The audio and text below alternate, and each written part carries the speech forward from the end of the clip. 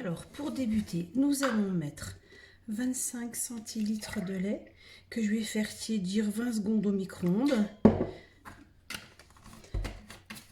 Voilà. Ensuite, je vais rajouter de la levure. Vous pouvez aussi mettre 8 g de levure boulangère en cubes si vous voulez. Ça, on va laisser reposer pendant au moins 20 minutes. En fait, ça dépend de la chaleur de la pièce et de la température de votre lait. Si c'est bien tiède, ça va gonfler assez rapidement. Maintenant, on va mettre 500 g de farine.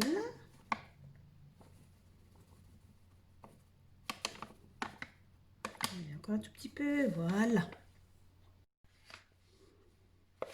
80 g de sucre. Alors là, j'ai du sucre complet. Je vais rajouter du sucre brun. Je trouve que c'est meilleur que du sucre normal.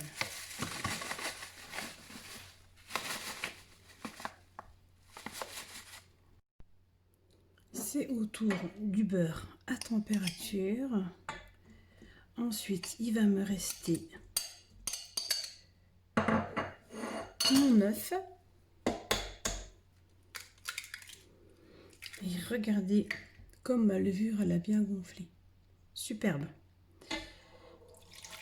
Allez, c'est parti pour un bon pétrissage. Bon, vous imaginez bien que je vais vous abandonner parce que le bruit, c'est pas très supportable.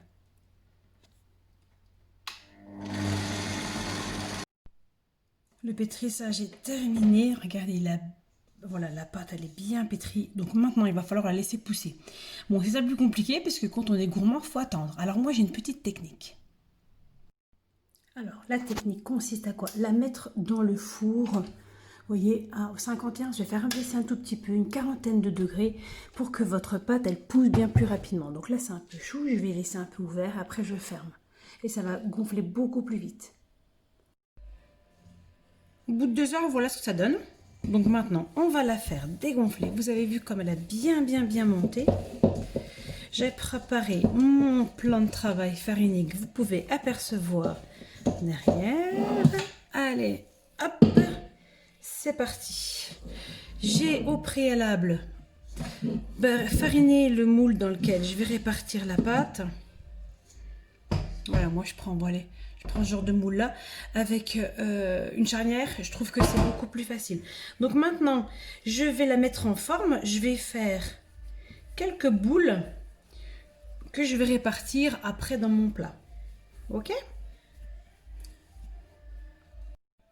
Alors en fait, pour faire des boules d'à peu près la même taille, moi en fait je fais toujours voilà, un petit boudin, comme ça c'est plus facile de voir si on fait les mêmes proportions. Allez, on fait une belle boule et on la dépose. On les serre pas trop parce qu'il va falloir qu'on les remette à pousser. Et ça prend encore pas mal de place. Et là je vois que ma pâte, elle a bien près du volume. À la pousse, je pense que ça va encore bien gonfler.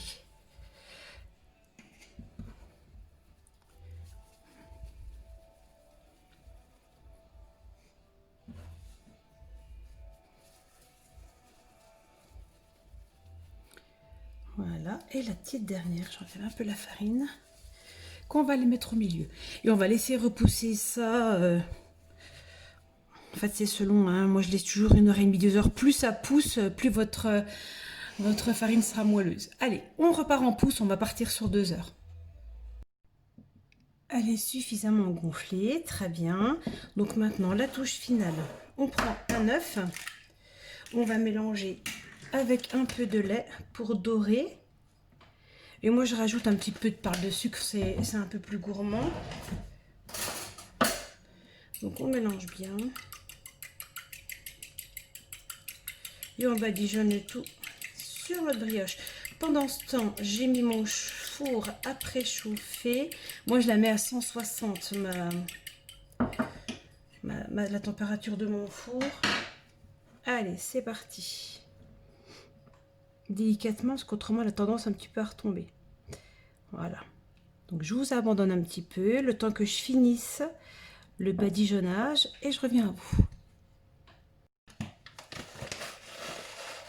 Allez, la petite touche de gourmandise. C'est pas obligatoire, mais quand on a une famille gourmand, il vaut mieux prendre un tout petit peu les devants.